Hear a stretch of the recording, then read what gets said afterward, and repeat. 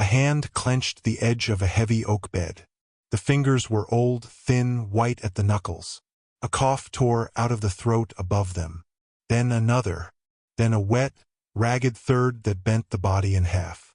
The chest under the nightshirt heaved.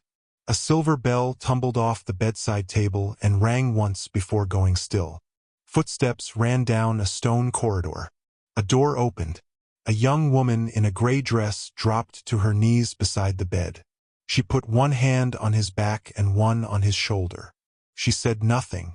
She just held him while the fit passed. The Duke of Ashbrook had not been touched gently in 11 years. He decided that night to learn who she was. What he discovered 3 days later, when he pretended to sleep, made him weep until dawn. Stay with me on this one.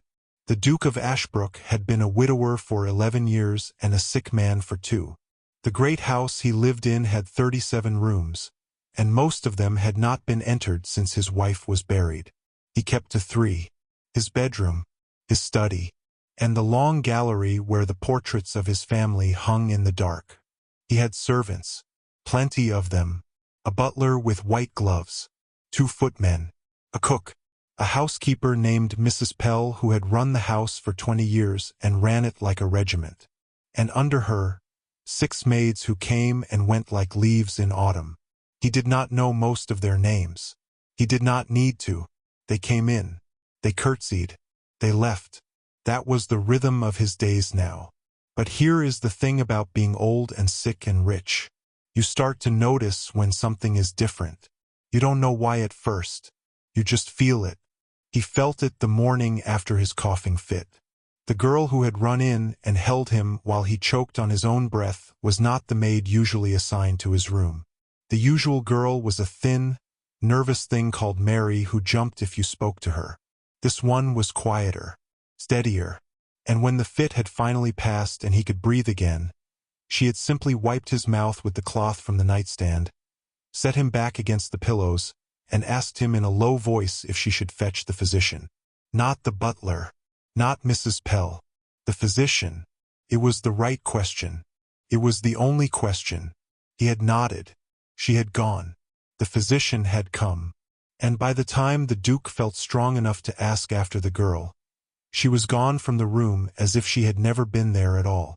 He asked Mrs. Pell about her at breakfast the next day. "Her name is Hannah, Your Grace," the housekeeper said, with the small tight smile she used when she did not wish to be questioned. "She is new. She came from the village in October. She is not assigned to your floor. She came running because she heard the bell." "Send her up," the Duke said. Mrs. Pell's smile tightened a little more. "Your Grace, I do not think." "Send her up." So Hannah came. She stood in his doorway in the same gray dress, with her hands folded in front of her and her eyes on the floor. She was perhaps 22, maybe 23, thin in the way poor country girls are thin, with cheekbones and wrists like a bird. Her hair was the color of wet straw and was pulled back so tightly it looked painful. The Duke watched her from his chair by the window. "You helped me last night," he said. "Yes, Your Grace." "What is your name?" "Hannah Greaves, Your Grace." "Look at me when you speak, Hannah Greaves." She lifted her eyes. Now here's the thing. The Duke had been studied by hundreds of people in his life. By generals, by members of Parliament, by bishops, by his late wife. He knew when someone was reading him for an advantage. He knew when someone was reading him for fear. He knew when someone was reading him for love. Hannah was not reading him at all. She was just looking at him, the way you look at a tree or a hillside or the sky, without calculating anything. He felt something move inside his chest that had not moved in a very long time. "You did well," he said. "Thank you." "Yes, Your Grace. You may go." She curtsied and went. He sat in the chair by the window for a long time after that. Mrs. Pell came in twice to ask if he needed anything. He waved her off both times. He was thinking.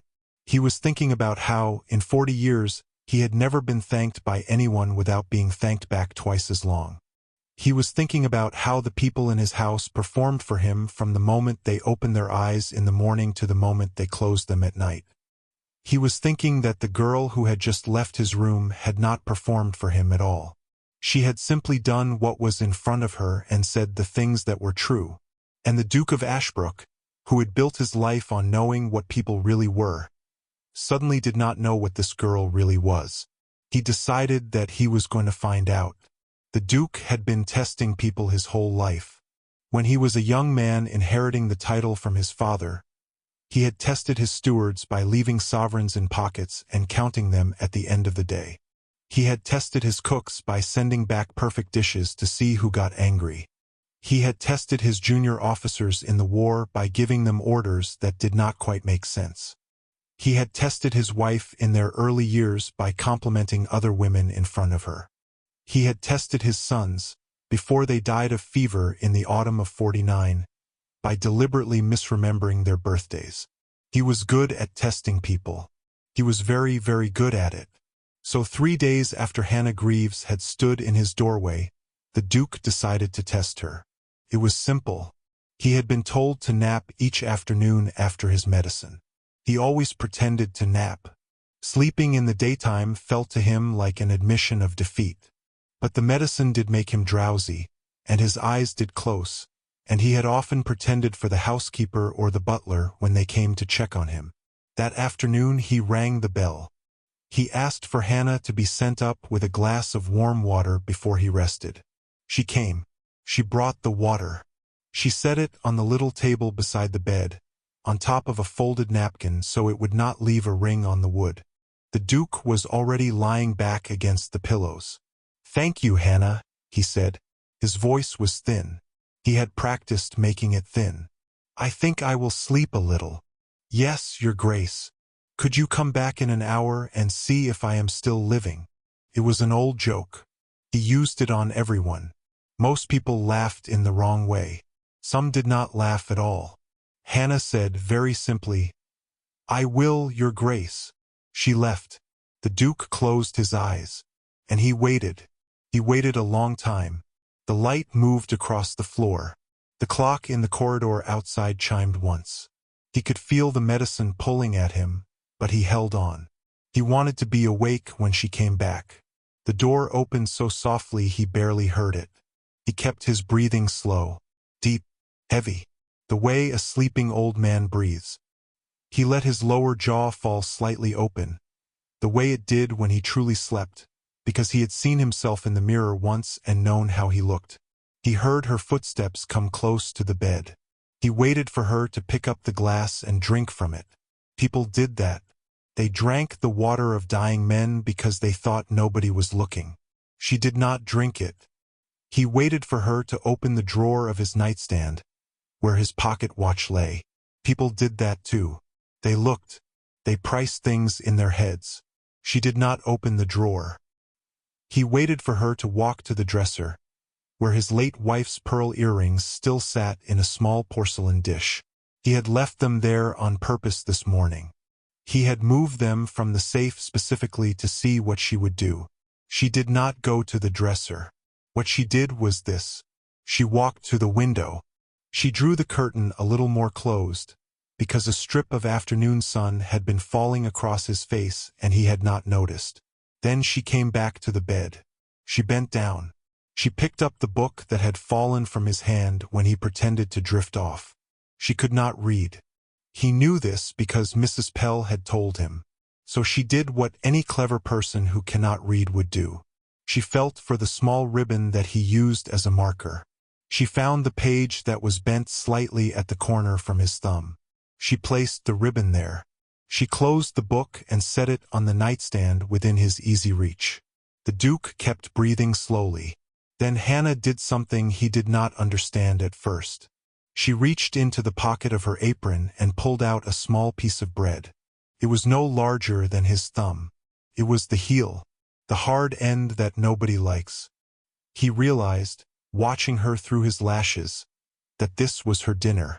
This was what she had been carrying around to eat at some point when she got a moment to herself. She broke it in half. She set one half on the corner of his tray, next to the untouched broth and the sliced apple. She placed it where he could easily see it if he woke. Then she leaned down close to him, and she whispered something so soft he almost did not catch it.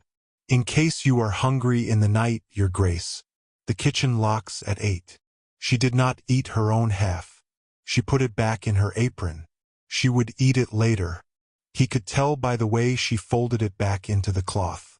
Then she did one more thing. She placed her hand, for just a moment, on top of his hand. Not in a way she would ever do if he were awake.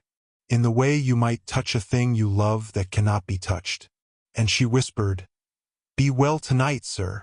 Then she straightened up. She drew the curtain another inch.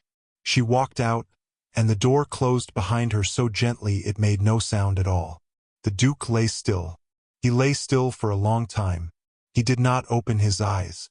He did not move. He had wanted to catch her at something. He thought he had learned what he needed to learn. He thought he understood now what kind of girl she was. The light kept moving across the floor. The clock in the corridor chimed again. The Duke felt something in his chest go very warm and very quiet at the same time, and after a while he truly did fall asleep, with the half piece of bread on the corner of his tray and the book open at the right page within easy reach. For the first time in 11 years, he slept all the way through the afternoon without dreaming of his dead wife or his dead sons or any of the people he had lost. When he woke, it was dark. The house was quiet. He felt good. He decided he would speak to Hannah in the morning. He decided he would do something kind for her. He fell back asleep smiling. The Duke woke at first light with the word Hannah on his lips. He rang the bell. He waited. The bell was answered by Mary, the nervous thin girl, who came in with his hot water and his razor and would not meet his eyes. "Send Hannah to me," he said. Mary's face did something strange. It folded a little in the way faces fold when there is something the person does not want to say. "Your Grace," she said. "Hannah is not here." "What do you mean she is not here?" "She is not here, Your Grace. She is gone." The Duke sat up so quickly the room turned briefly sideways. He gripped the edge of the bed. He waited for the world to settle. "Send Mrs. Pell to me," he said. "Now." Mary ran. Mrs. Pell came in with her morning apron and her keys at her belt and the small tight smile that the Duke now realized he had been seeing on her face for 20 years. "Where is Hannah Greaves?" he said. "Your Grace, I am sorry to tell you. Hannah was dismissed last night." The Duke went very still. "On what grounds?" Mrs. Pell folded her hands in front of her in the way she had been taught to fold them when she was 12 years old in her first place. "She was caught stealing food from your tray, Your Grace. 2 of the kitchen girls saw her take a piece of bread off the corner of your tray and put it in her apron. They reported her. I confronted her and she did not deny it. I dismissed her at 10 o'clock last night. Where did she go?" "That is not my concern, Your Grace." "Where did she go?" "I do not know, Your Grace. The roads were bad. There was snow." The Duke looked at Mrs. Pell for a long moment. He looked at her face. He looked at her hands. He looked at the small tight smile. And he understood something he should have understood years ago. Mrs. Pell had not been protecting the household for 20 years. Mrs. Pell had been protecting Mrs. Pell. Every quiet, competent girl who had ever come into this house and threatened to be noticed by him had been dismissed for something small. A broken cup, a misplaced glove, piece of bread. He could see them all suddenly, lined up in his memory like portraits in a gallery. Girls he had barely registered. Girls he might have liked if he had ever been allowed to. Hannah was just the latest one. "Mrs. Pell," he said. His voice was very calm. He was good at being very calm when he was very angry. "You will go to your room. You will pack your things. You will not leave the property until I have spoken to you. Do you understand?" "Your Grace, do you understand?" "Yes, Your Grace." She left. The Duke sat on the edge of his bed in his nightshirt. His feet were bare on the cold floor. He could feel his heart beating in a way it had not beat for a long time, and he was almost glad of it because the beating reminded him he was still alive, and being still alive meant he could still fix something. If you're still with me, do me a small favor. Hit that subscribe button before this gets harder. Because what happened next, when the Duke went looking for the girl he had thrown out into the snow, is the part of this story that still makes me stop and think when I tell it. Stay with me. He called for the butler. He called for the carriage. He called for his coat and his boots. The butler, who had been with him for 30 years and had never seen him move so fast, did not ask any questions. He simply did what he was told. Then the Duke went down to the kitchen. The kitchen girls were standing in a row by the great range. They had been told he was coming. They were terrified. The cook was crying. "Which two of you reported Hannah Greaves?" the Duke said. 2 girls stepped forward. One was tall. One was short. Both were looking at the floor. "Tell me what you saw," he said. The tall one spoke first. "We saw her, Your Grace. We saw her put bread in her apron. From your tray." "And what did you do then?" "We told Mrs. Pell, Your Grace." "You did not ask her what the bread was for." "No, Your Grace." "You did not ask her if she had given any to me first." "No, Your Grace." The short girl began to cry. "Get me the cook," he said. The cook came forward, wiping her face with her apron. "Did Hannah Greaves have any family in this house?" the Duke asked. "No, Your Grace." "Did she have family anywhere?" "A brother, Your Grace. In the village. He is dying. Consumption." She was sending all her wages to him and to the woman who cared for him. "All her wages?" "Yes, Your Grace. She ate what we left over. She never asked for anything." The Duke closed his eyes for a moment. He had given her half a piece of bread back yesterday. She had given him half a piece of bread in case he was hungry in the night. He had been the rich man. She had been the starving girl.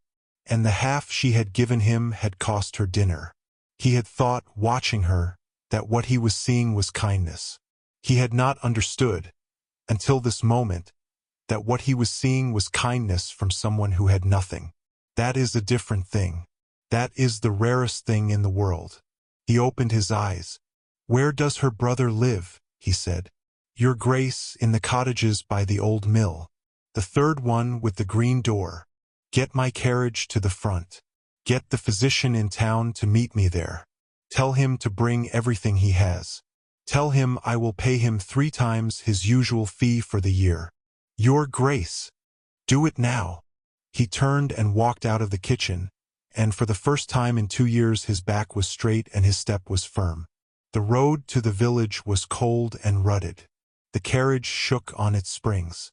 The Duke held the strap by the window and watched the bare trees pass. He did not feel old. That was the strange thing.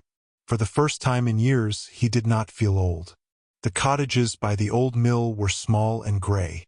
The third one had a green door that had not been painted in a long time. Smoke came thinly from the chimney. The Duke got out of the carriage by himself. He waved off the footman. He walked to the door. He knocked. The door opened a small way. An old woman in a brown shawl looked out at him. Her eyes were red. She did not seem to know who he was at first. Then she did, and she fell into a curtsy that was almost a collapse. "Your Grace, is Hannah here?" The old woman nodded. "Let me in, please." She stepped back. He went in.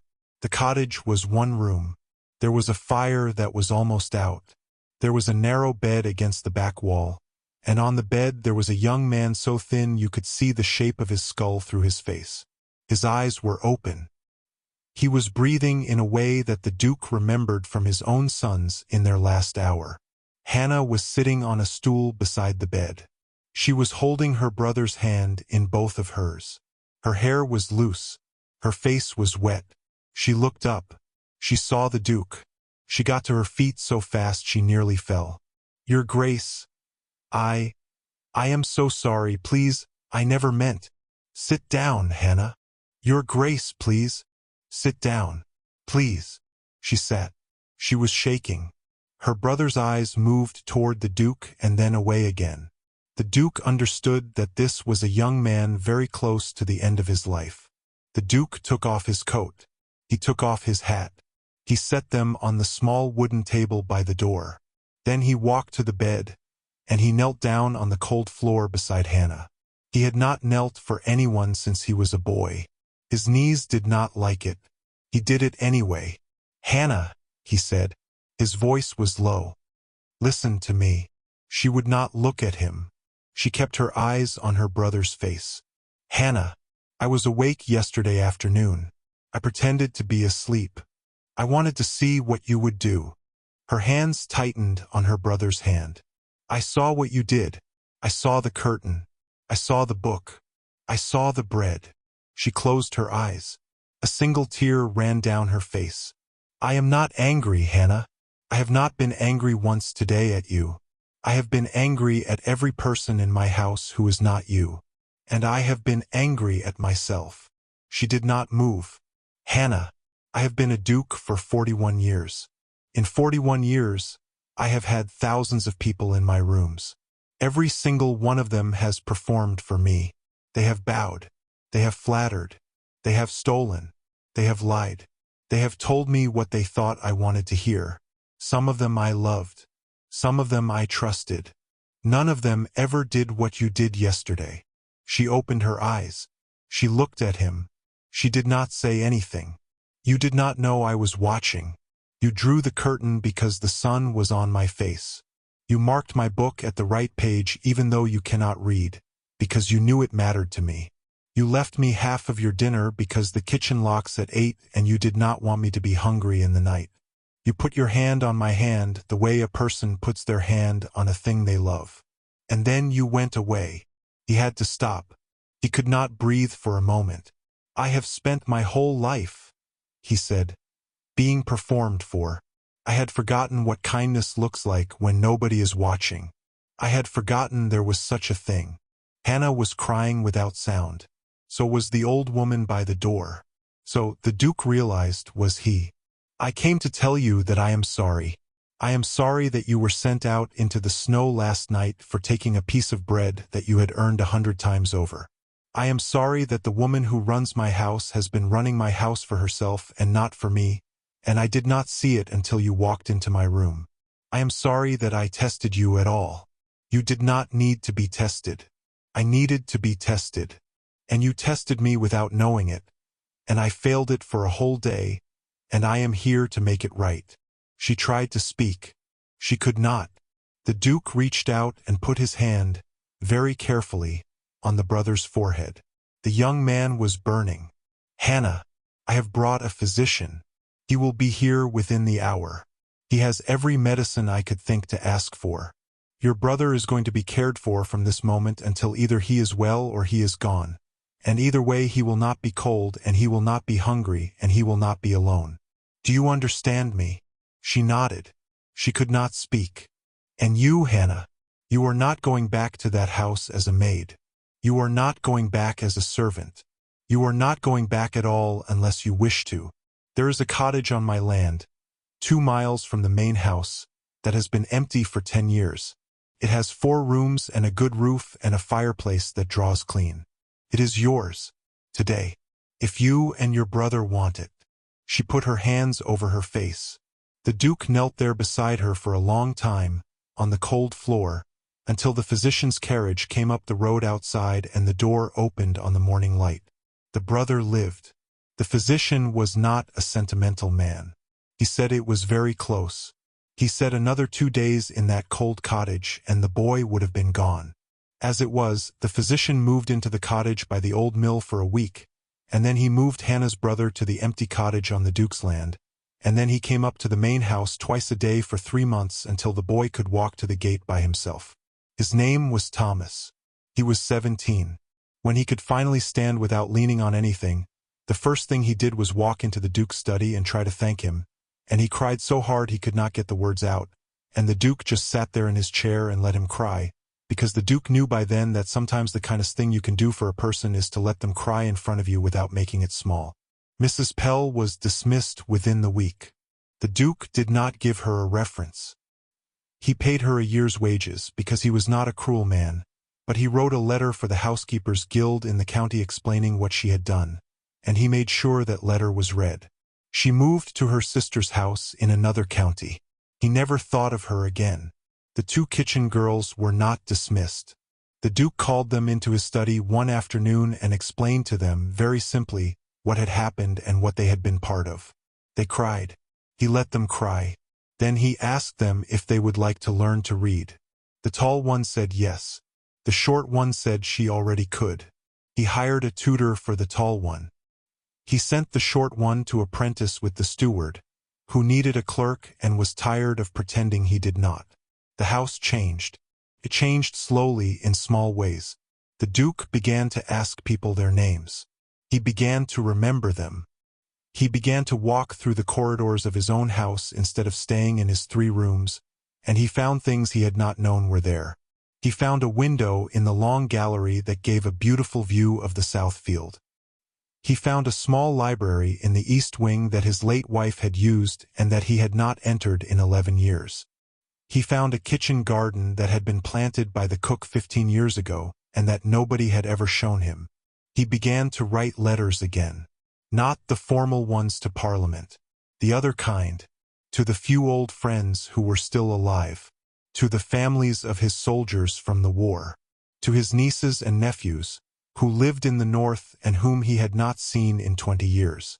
Hannah did not become his wife. He would like me to tell you that. She did not become his wife, and she was not his lover, and she was not his ward in any formal way. What she became was something for which there is no proper word in our language. She kept her own house on his land. She visited him every afternoon at 4. They had tea. They sat by the window. Sometimes they talked. Sometimes they did not. Sometimes she brought Thomas, who would sit on the floor by the fire and listen to the Duke talk about the war, because Thomas was the age the Duke's older son had been when he died, and there was no harm and a great deal of good in letting an old man speak to a young man for an hour at a time. She learned to read. The Duke taught her himself. He was a patient teacher. She was a quick student. By the second spring she could read his books to him in the evening when his eyes got tired, and he would sit in his chair with his eyes closed and listen, and sometimes he would smile in his sleep. He wrote her into his will.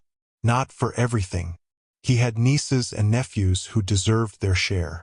But the cottage was hers in writing, and a sum was set aside for Thomas's education, and a sum was set aside for Hannah herself that would let her live without working for the rest of her life if she chose. She did not stop working. He knew she would not.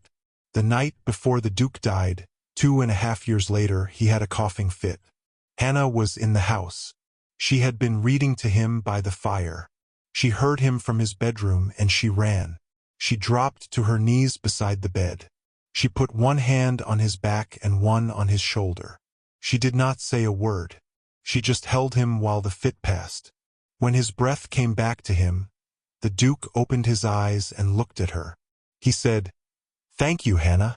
She said, "Yes, sir." He said, "For everything. Not just for tonight. For all of it." She nodded. She did not trust her voice. He said, "I want you to know I saw you. From the very first afternoon. I saw you." She said, "I know, sir." He smiled. He closed his eyes. He went to sleep with her hand on his. He did not wake. In the morning, when the bell did not ring, Hannah sat by the window of the bedroom for a long time. She drew the curtain a little, so the sun would not fall on his face. She marked the page of the book he had been reading.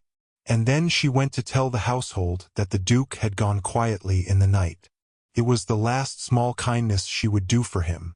It was, in a way, the first kindness of the rest of her life.